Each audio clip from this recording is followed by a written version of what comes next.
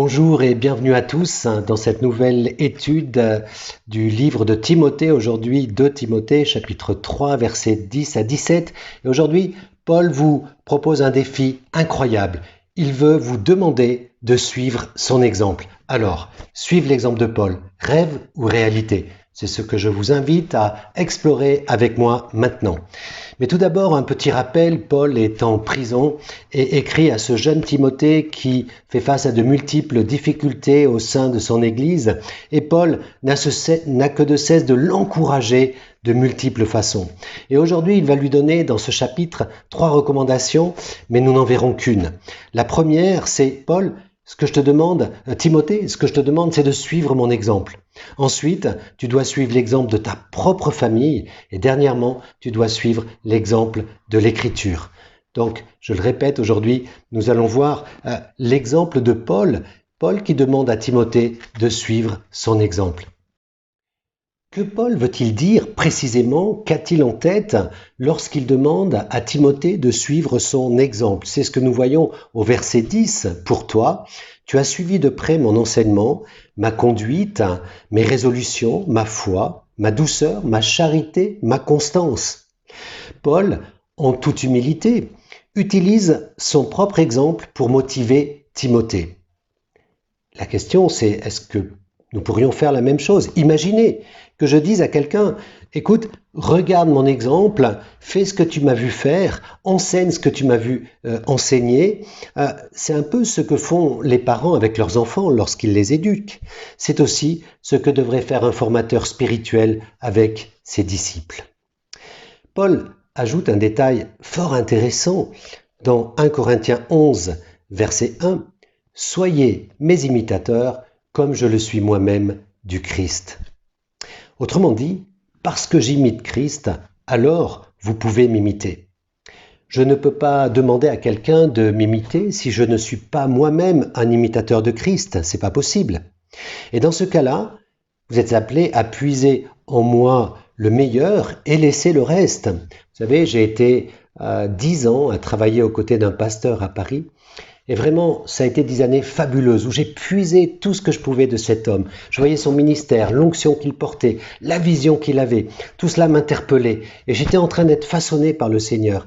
Mais je laissais aussi les petits travers que je pouvais voir en lui. Car en tant qu'humains, nous avons tous des défauts que nous devrions gommer. Et donc, voilà pourquoi nous prenons le meilleur des gens que nous côtoyons et nous laissons le reste. Paul dit à Timothée, écoute, tu as vu mon exemple dans les choses difficiles que j'ai vécues. Suis mon exemple, continue de faire ce que tu as toujours fait, suis mon enseignement, Timothée. Et Paul va maintenant lister 9 traits marquants, 9 traits que je vous invite à explorer maintenant. Le premier, Timothée est appelé à suivre l'exemple de Paul, voilà, dans son enseignement. Tu as suivi de près mon enseignement. Il se trouve que Paul a toujours su qu'il a été appelé d'abord comme prédicateur et apôtre. 1 Timothée 2, versets 6-7, c'est là le témoignage rendu en son propre temps, pour lequel j'ai été établi prédicateur et apôtre. Je dis la vérité, je ne mens pas, chargé d'instruire les païens dans la foi et dans la vérité. Il avait reçu cet appel par révélation directe de Jésus-Christ, vous vous souvenez, un appel clair et précis, aller et évangéliser les païens, les instruire.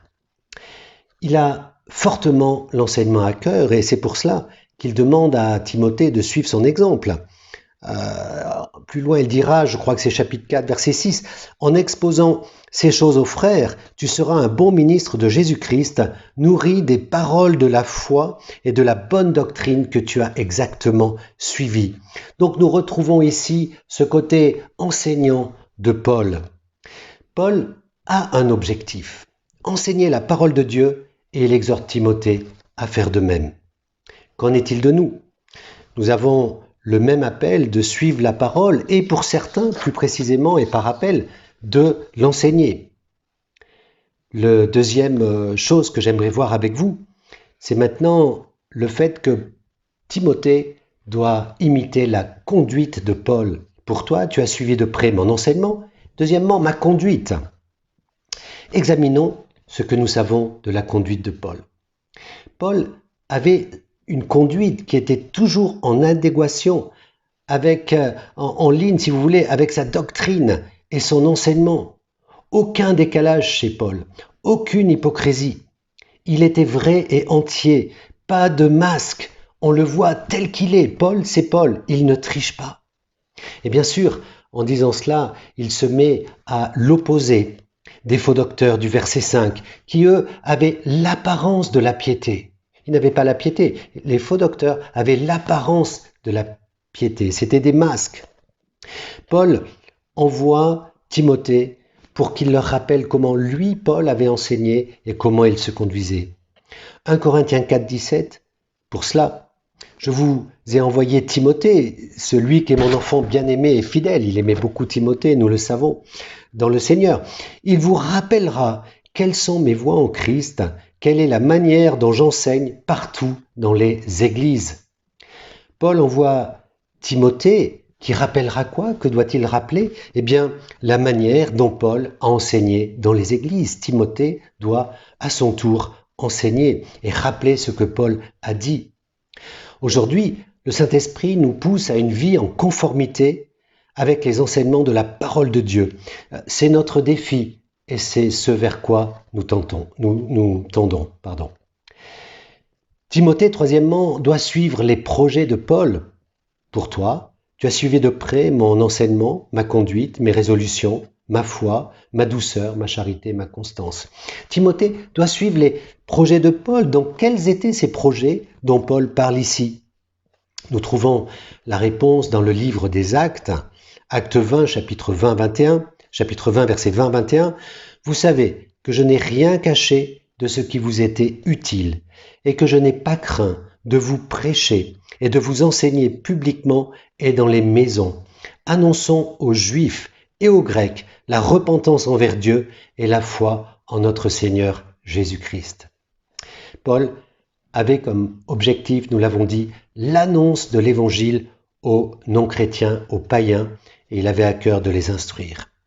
Il précise qu'il veut évangéliser ces païens, c'est vrai, mais leur transmettre même tout le conseil de Dieu, puisqu'il dit, acte 20, verset 27, « Car je vous ai annoncé tout le conseil de Dieu sans rien non caché. » Donc on voit qu'il voulait vraiment former des disciples, qu'ils avancent dans la vérité de la parole. Et la passion dans la vie de Paul, c'était véritablement les âmes, les amener à Jésus, puis les enseigner. Nous devons, mes amis, copier cette passion et nous assurer que nous annonçons l'Évangile et que nous enseignons de nouveaux disciples, que nous les formions, que nous les aidions à avancer. Quatrième point, Timothée doit suivre Paul dans sa foi. Pour toi, tu as suivi de près mon enseignement, ma conduite, mes résolutions, ma foi. Paul n'a jamais perdu espoir, malgré une vie, vous en conviendrez, qui n'a pas toujours été facile. Il a eu beaucoup de persécutions, notre ami Paul. Il n'a pas douté de sa foi, il est resté fidèle au Seigneur malgré tout. Ceci est important, car dans notre époque, beaucoup disent que si tu deviens chrétien, alors tu auras automatiquement prospérité et santé. Dieu veut te bénir toujours plus. Alors, c'est vrai que Dieu veut nous bénir, j'en conviens, c'est son désir. Mais le jour où tu auras un problème sérieux, alors cette théologie semblera ne plus cadrer avec ta réalité. Dieu ne nous doit pas bénédiction et prospérité ou santé, même s'il peut l'accorder dans sa grâce. Il va dire plus tard, notre ami Paul, et on va le voir au verset 11, il parle de mes persécutions, mes souffrances. À quelle souffrance n'ai-je pas été exposé à Antioche, à Icône, à Lystre? Quelle persécution n'ai-je pas supportée? Et le Seigneur m'a délivré de toutes. Alléluia. Paul a été exposé à beaucoup de souffrances, mais Dieu l'a délivré de toutes, fidèle à l'appel qu'il avait adressé à Paul. Vous voyez, Dieu ne nous dit pas, et la parole ne nous dit jamais que nous n'aurons pas de tribulation. Mais la parole nous dit qu'au milieu des tribulations, au milieu des tempêtes, au milieu de nos souffrances, alors il nous accompagnera et il marchera avec nous.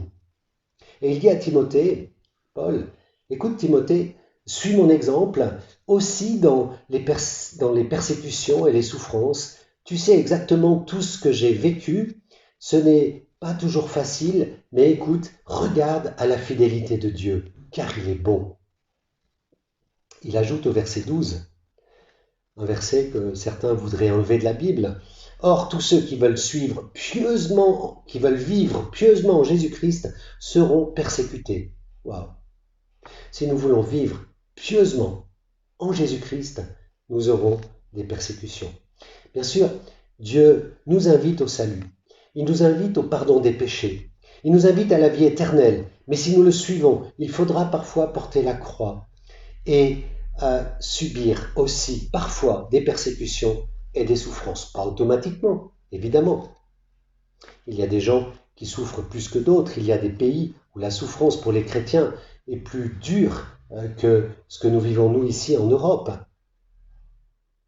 Dieu te bénira néanmoins et te donnera une grande paix et une grande joie. Et tu auras des moments vraiment super à côté des moments qui pourront être difficiles. Le cinquième point, Timothée doit suivre Paul dans sa douceur.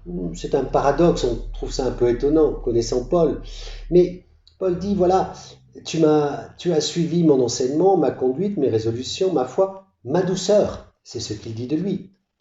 Dans le contexte, ce mot parle d'une patience à l'égard d'une personne qui te fait du mal. C'est aussi cette patience dans les circonstances difficiles. 2 Timothée 2, 24. Or, il ne faut pas qu'un serviteur du Seigneur ait des querelles, il doit au contraire avoir la condescendance pour tous, être propre à enseigner, doué de patience. D'ailleurs, nous voyons bien lorsqu'un pasteur ou un responsable spirituel veut entrer dans un tel jeu, que ce soit par des mails ou dans des discussions qui peuvent être qualifiées de vaines, cela ne sert à personne. Au contraire, nous sommes appelés, plus principalement en tout cas les bergers, les responsables de tout genre, à agir dans l'esprit opposé. Mais même en tant que chrétiens en général, si quelqu'un nous attaque, nous devons réagir avec l'esprit opposé et ne pas attaquer en retour. Paul se dit doux et patient avec les gens. Je pense qu'il a appris cela au fur et à mesure de sa marche, bien sûr. Cela veut dire agir dans un esprit calme, opposé, rester doux, ne pas s'emballer contre les personnes qui nous posent des problèmes. Prions pour que nous puissions être doux et humbles de cœur, surtout vis-à-vis de nos ennemis. Le sixième point, Timothée doit suivre Paul dans son amour. Charité, amour, c'est le mot agapé. Dans le contexte, il s'agit de l'amour vis-à-vis de ses ennemis ici. Timothée suit l'exemple de mon amour vis-à-vis de ceux qui m'ont posé des problèmes dans mon parcours, dans ma vie. Évidemment, Matthieu 5, verset 43, est un verset difficile pour nous aussi. Vous avez appris qu'il a été dit, tu aimeras ton prochain et tu haïras ton ennemi. Mais moi, je vous le dis, aimez vos ennemis. Bénissez ceux qui vous maudissent. Faites du bien à ceux qui vous haïssent et priez pour tous ceux qui vous maltraitent et qui vous persécutent. Paul demande à Timothée de faire comme lui. Et par ricochet, il nous demande de faire la même chose. Nous devons aimer nos défis, nos ennemis. Quel défi pour nous! Ne trouvez-vous pas cela difficile? Oui, la parole de Dieu est tranchante. Elle n'est pas facile à suivre. Septième point, Timothée doit suivre Paul dans sa constance. Ma charité, mon amour, si vous voulez, ma constance. Il s'agit d'une constance par rapport aux circonstances difficiles de la vie de Paul. En réfléchissant à cela, je vois bien autour de moi que certains ne sont pas épargnés par des vies difficiles. Je suis notamment touché par la constance de gens que je connais personnellement et qui ont à gérer des enfants avec un très lourd handicap. Et je me dis, pourquoi c'est eux? Pourquoi c'est pas moi? Comment vivre au jour le jour avec un enfant qui peut être très difficile, violent et qui grandit, qui ne pourra jamais être socialement inséré, comment retrouver suffisamment de force et d'amour pour s'occuper de cet enfant? Et quelle souffrance c'est parfois? Et je pense à des personnes précises en disant cela.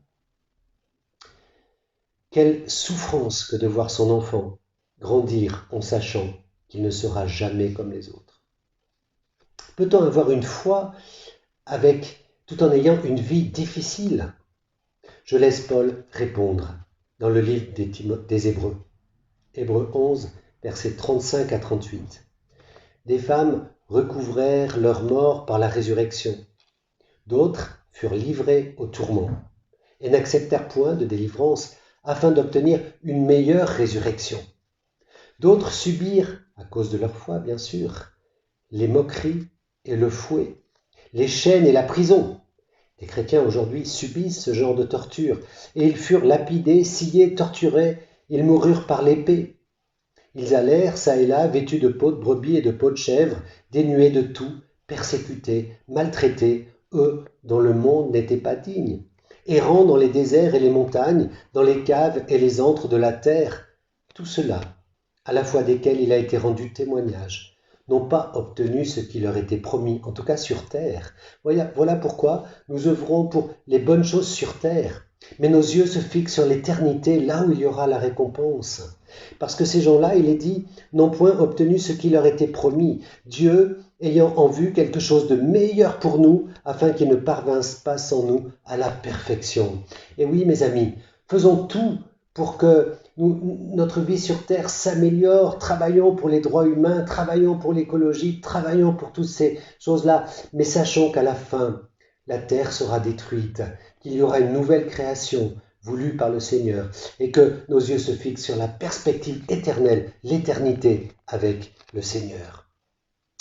Paul dit qu'il a galéré, qu'il a été persécuté, mais il n'a jamais dévié, même dans ces moments de persécution.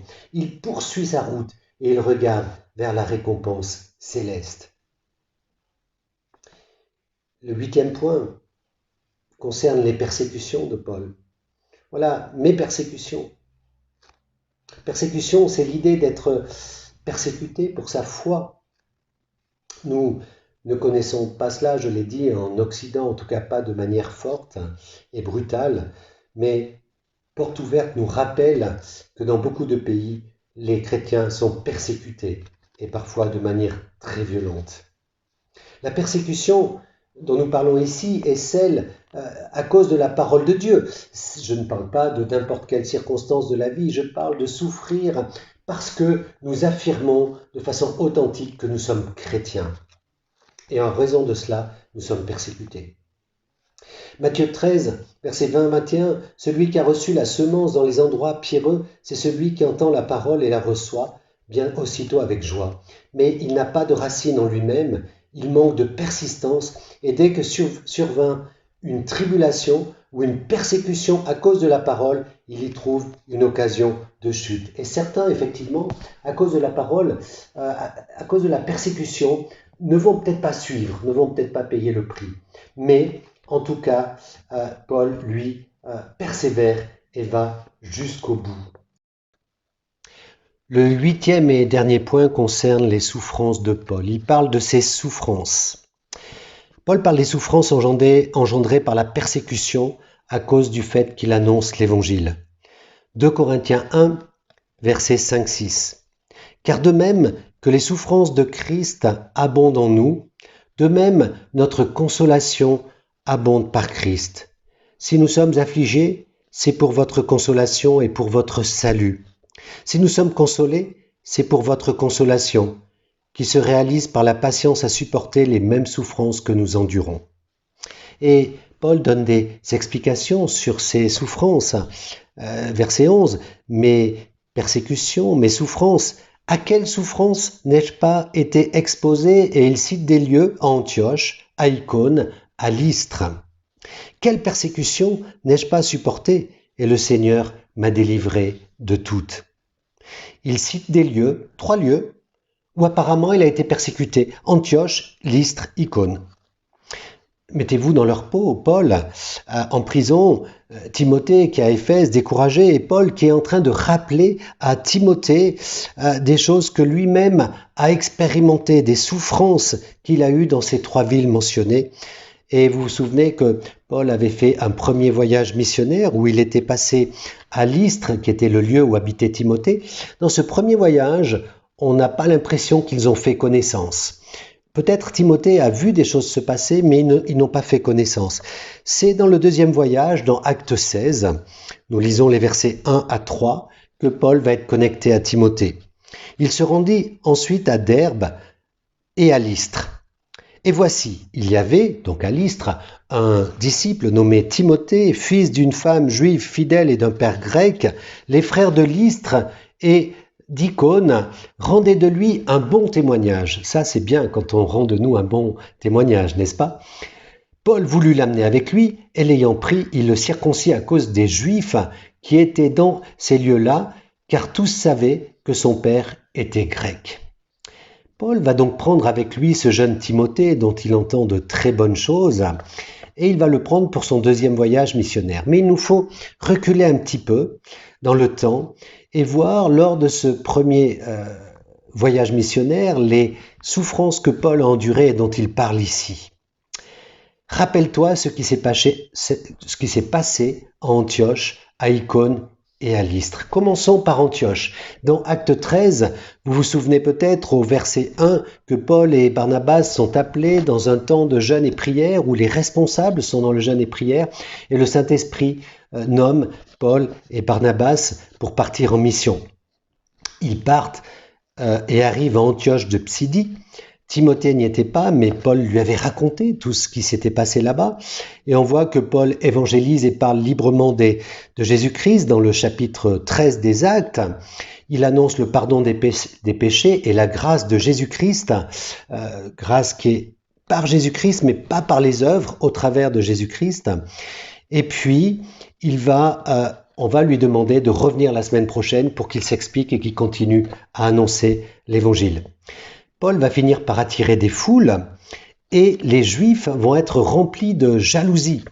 Ils vont s'opposer à Paul, ils vont l'injurier, voyez, premier voyage missionnaire de Paul, première ville où il s'arrête, premiers ennemis qui vont lui poser des problèmes.